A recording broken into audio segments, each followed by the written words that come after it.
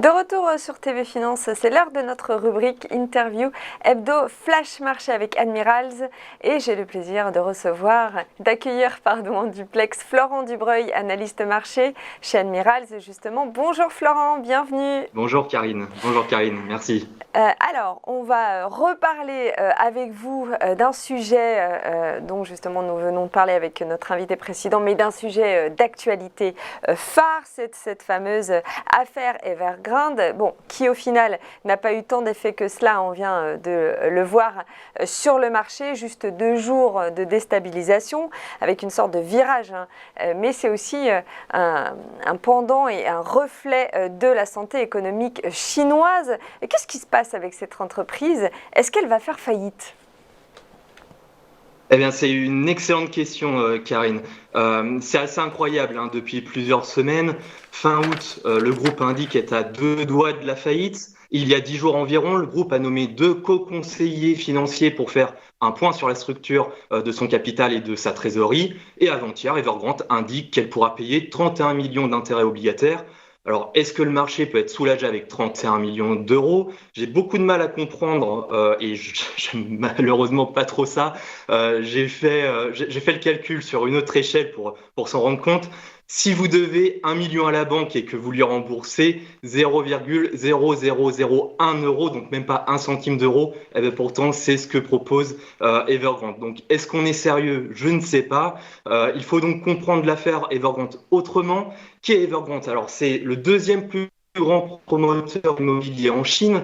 L'entreprise a été créée en 96 et elle a fait son introduction à la bourse de Hong Kong en 2009 pour lever des fonds et répondre à la frénésie immobilière chinoise. Et puis Evergrande a fait de mauvais choix stratégiques, clairement. Elle a investi dans les véhicules électriques, dans le football, dans l'eau en bouteille, dans le tourisme. Et ces investissements n'ont pas été glorieux. Et à chaque investissement, le groupe passe par le crédit. Et donc, si vous êtes investisseur immobilier, par exemple, vous devez connaître le pouvoir du crédit, mais aussi connaître la défaillance et la dangerosité du crédit. En 2015, on est en pleine crise chinoise et Evergrande emprunte de plus en plus, non pas pour payer ses investissements, mais pour payer ses dettes. Donc si Evergrande était une personne comme vous et moi, Karine, on parlerait de surendettement à ce moment-là. Mais les banques, que font-elles? Elles continuent de prêter au groupe étant donné la bonne activité immobilière. Et puis le Covid arrive, gèle toutes les activités économiques et en août 2021, le gouvernement chinois oblige Evergrande à épurer sa dette et c'est un vrai tournant dans ce dossier. Le 7 septembre, on a vu que Moody's a abaissé la note du groupe de risque de crédit élevé à extrêmement spéculatif. Donc, dans la notation de Moody's, c'est la pire note étant la note C. Là, nous sommes juste un cran avant la note CA. Donc, encore un cran, comme je vous le disais, et Evergrande sera noté de la pire des manières par Moody's.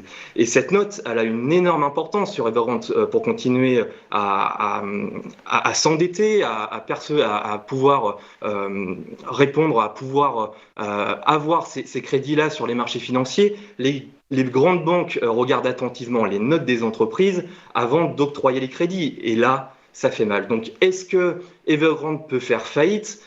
Certains parlent de Lehman chinois, faisant référence bien évidemment à la banque américaine qui a fait faillite, qui avait engendré la crise des subprimes en 2008. Et votre question, c'est la question du moment. La réponse, malheureusement, elle est inconnue aujourd'hui. C'est ce qui a provoqué ce que vous disiez tout de suite, en partie la lourde chute des indices l'an dernier. Evergrande est-elle too big to fail? En tout cas, en cas de faillite, il y aurait sûrement une nouvelle crise systémique, ce que Pékin souhaite absolument éviter, mais Pékin veut aussi donner une leçon. Et Pékin ne souhaite pas payer clairement les pots cassés à la place des banques. Il faut savoir qu'il y a 200 banques prêteuses dans ce dossier, donc si faillite il y aura sûrement une crise à la fois de l'immobilier, de l'assurance et bancaire.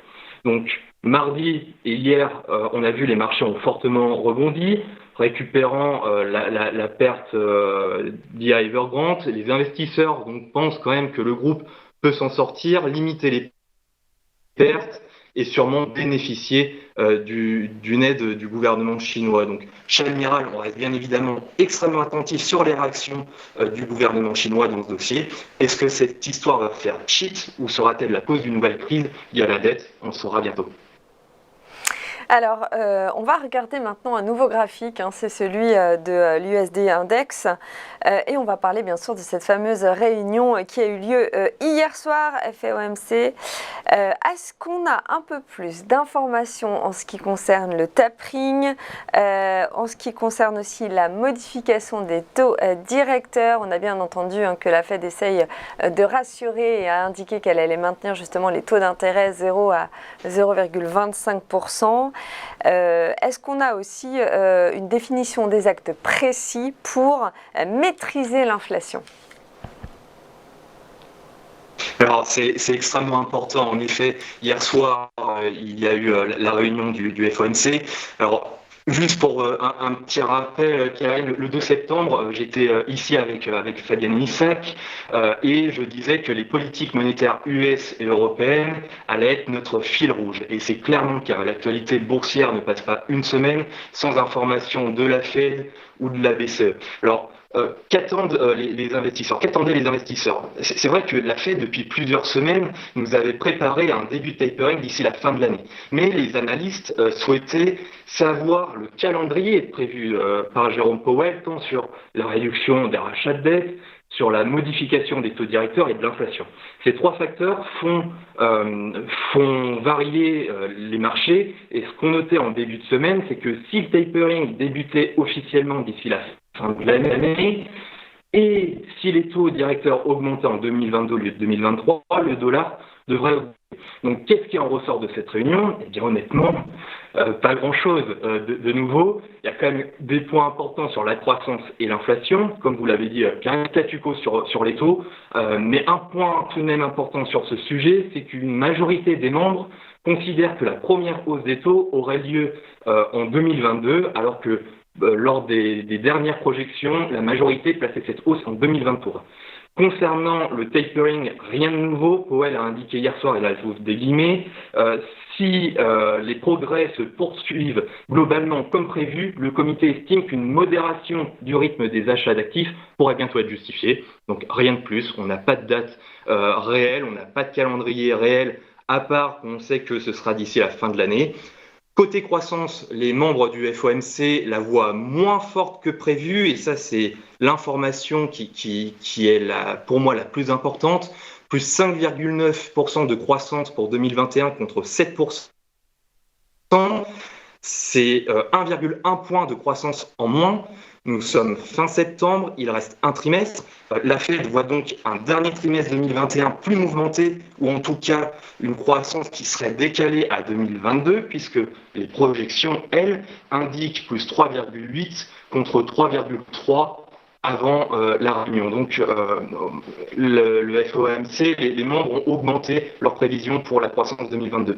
Concernant l'inflation, on en parlait ensemble la semaine dernière. Pour moi, la vraie question, est-elle structurelle ou conjoncturelle? La Fed ou la BCE nous disait clairement qu'elle était conjoncturelle, mais on a un nouveau début de réponse puisque la prévision est-elle revue à la hausse à 3,7% en 2021 contre 3%, mais les responsables prévoient ensuite une inflation de 2,3% en 2022 contre une prévision de 2,1%. Donc, est-ce qu'il y aura d'autres prévisions, enfin d'autres indicateurs à la hausse comme l'inflation? Et on est là aussi extrêmement attentif. Côté graphique, c'est une actualisation de celui de la semaine dernière, puisque j'avais également parlé de l'USD Index. On est toujours sur du long terme, on est toujours sur une brique équivaut un mois, et on est toujours dans ce range 89,5 $, 103 $. Donc durant la conférence de presse, on est en direct sur notre chaîne YouTube Admiral France pour analyser différents indices dont l'USD Index, et ce qui s'est passé, c'est que l'indice est passé de 93 à 93,43 $, sur une hausse de 0,46% en moins d'une heure. Donc on continue à évoluer au-dessus de la ligne de la tendance baissière court terme, c'est la ligne en pointillé rouge, mais je voyais l'indice ce matin qui était baissier à 93,27 $. Il faut donc être très prudent car il n'y a pas de tendance claire. La ligne de tendance n'étant pas cassée, franchement, si les acheteurs parviennent à garder une pression haussière, les traders chercheront probablement à pousser le prix jusqu'au niveau des 94,77 $. Merci Florent Dubreuil, vous êtes analyste marché chez Admirals. On se retrouve bientôt pour une autre interview Flash Marché. Quant à nous, on fait une dernière courte pause et on revient pour le point bourse. À tout de suite.